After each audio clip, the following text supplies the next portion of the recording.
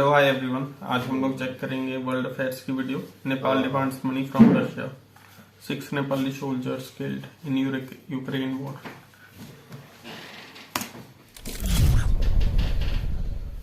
Hello and welcome you to world affairs. मैं हूं प्रशांत Dhawan. Now यहाँ पे आप लोग देख पाएंगे, मैं टू बी ऑनेस्ट काफ़ी सरप्राइज हूँ ये सब देखकर। मुझे कभी उम्मीद थी नहीं कि एक ऐसा दिन भी देखने को मिलेगा जब नेपाल डायरेक्टली रशिया को ये कहेगा कि हमारे सिटीजन से दूर रहो। यहाँ पे आप देख पाओगे नेपाल की सरकार ने रिसेंटली रशियन गवर्नमेंट को ये कहा है कंपनसेशन दो, पैसा दो। रीज़न क्या है? 6 नेपाली नागरिक ये रशिया की तरफ से लड़ रहे थे अगेंस्ट यूक्रेन। ये मारे गए हैं यूक्रेन रशिया वॉर में।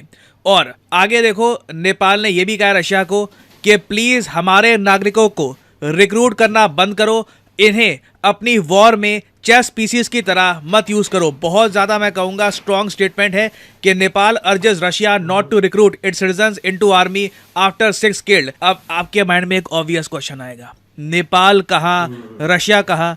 नेपाली लोग रशिया में जाकर यूक्रेन के खिलाफ क्यों लड़ रहे थे? इसके पीछे रीज़न क्या है, समझाता हूँ आपको। जब मैं ये वीडियो रिकॉर्ड कर रहा हूँ, as of now Ukraine Russia war को 1 साल 9 महीने से ऊपर हो चुके हैं। मोस्ट प्रॉब्ली जिस तरीके से चीज़ें चल रही हैं, पॉसिबिलिटी है कि ये वॉर 10 साल चल सकती है अगर यूएस लगातार एड प्रोवाइड करता रहता है टू यूक्रेन। इसमें ऑफ कोर्स यूएसए का भी बहुत ज़्यादा खर्चा आएगा। नाउ इस सब में देखो, एक बहुत ही बड़ी प्रॉब्लम रशिया ये फेस कर रहा है कि सोल्जर्स की शॉर्टेज है। मैं आपको एक उदाहरण देता हूं कि रशिया में रिसेंटली क्या हुआ था, उससे ना आप समझ पाओगे कि रशिया कितना डेस्परेट है नए सोल्जर्स के लिए। अब ये जो पर्टिकुलर केस है ना, ये रिसेंटली दुनिया भर में काफ़ी वायरल हुआ था, लोगों ने इसके बारे में काफ़ी पढ़ा था। इंडियन मीडिया ने भी इसको कवर किया था, बट आप कह लीजिए एक्सटेंसिवली लोगों को इसके बारे में पता नहीं है। ये आपके सामने यहाँ पे जो आदमी है ना, इसका नाम है व्लादिस्लाव। रिसेंटली न्यूज़ तब बनी जब इसको पार्डन कर दिया गया। हुआ बेसिकली क्या था, यूक्रेन रशिया वॉर से काफ़ी महीने पहले इसका झगड़ा हो गया था अपनी गर्लफ्रेंड या एक्स गर्लफ्रेंड से। गुस्से में आकर इसने 111 बार अपनी गर्लफ्रेंड को चाकू से मारा। Obviously she was dead. मरने से पहले काफ़ी बार टॉर्चर वगैरह भी किया। बहुत ज़्यादा दर्दनाक कहानी है। और ऑब्वियसली ये सब करने के बाद ऐसे आदमी को, ऐसे खूंखार आदमी को जेल हो जाएगी, तो इसको जेल में भेज दिया गया। मगर फिर रशिया यूक्रेन वॉर होती है। रशिया यूक्रेन वॉर में देखिए, रशिया को सोल्जर्स की इतनी कमी महसूस हुई ना कि इन लोगों ने बहुत सारे कैदियों को भी ये कहा कि रशिया के लिए लड़ो यूक्रेन में। अगर तुम प्रॉपरली सर्विस दोगे तो जो भी तुम्हारी सजाएं हैं ये ख़त्म कर दी जाएगी, तुम्हें पार्डन कर दिया जाएगा। और इसमें व्लादिस्लाव भी आ गया। आज के समय ये बिल्कुल आज़ाद है, कोई इसको प्रॉब्लम नहीं है, ये सोसाइटी में वापस आ चुका है। तो इस केस से मैं आपको बताने की कोशिश कर रहा हूँ कि रशिया में सोल्जर्स की कितनी कमी है कि ये लोग लॉ एंड ऑर्डर, किसी ने कुछ अपराध किया है नहीं किया, सब भूल भुला करना, बस उसको मिलिट्री में डालने की कोशिश कर रहे हैं। अब ऑब्वियस सी बात है, रशिया ये भी कोशिश करेगा कि जो फॉरेन फाइटर्स है, मान लो कोई विदेशी है, कोई फॉरेन सिटीजन है, उसको पैसे का लालच देकर भी यूक्रेन रशिया वॉर में इन्वॉल्व करा लिया जाए। और इसलिए व्लादिमीर पुतिन ने 2 ऑफर लॉन्च किए। पहला तो ये था कि जो फॉरेन फाइटर्स रशिया की तरफ से यूक्रेन के अगेंस्ट लड़ेंगे ना, इन लोगों को रशिया परमानेंट सिटीजनशिप दे देगा। ये कई लोगों को, अब देखो कई गरीब देश हैं, उनके लिए रशिया एक काफ़ी अच्छी इकोनॉमी है, अच्छी जगह रहने के लिए, ठीक है। कई कंट्रीज़ हैं ऑब्वियसली वो कहेंगे कि नहीं चाहिए रशिया की सिटीजनशिप। तो एक तो इन्होंने लालच दिया सिटीजनशिप का। दूसरा देखिए, कई रशियन पोर्टल्स ने ये बात भी फैला दी कि जो भी लड़ेगा रशिया की तरफ से अगेंस्ट यूक्रेन, इसको 2 लाख रूबल पर मंथ दिए जाएंगे। 2 लाख रूबल पर मंथ आप मान के चल लीजिए, इंडियन रुपीज़ के हिसाब से 1,80,000 रुपये हो गए, ठीक है। आई मीन बहुत कम अमाउंट है। स्पेशली पहली बात तो आपको जान पर खेलना है।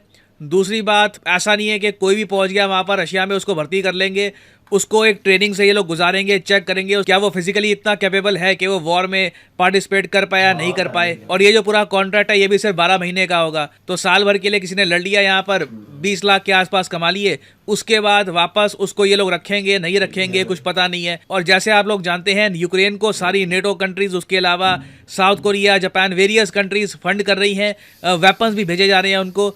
तो यूक्रेन को हराना आसान होगा नहीं। कोई बड़ी बात नहीं है कि यूक्रेन कल को एक बहुत ही बड़ा काउंटर ऑफेंसिव कर दे। तो अगेन ये रशिया का ऑफर है।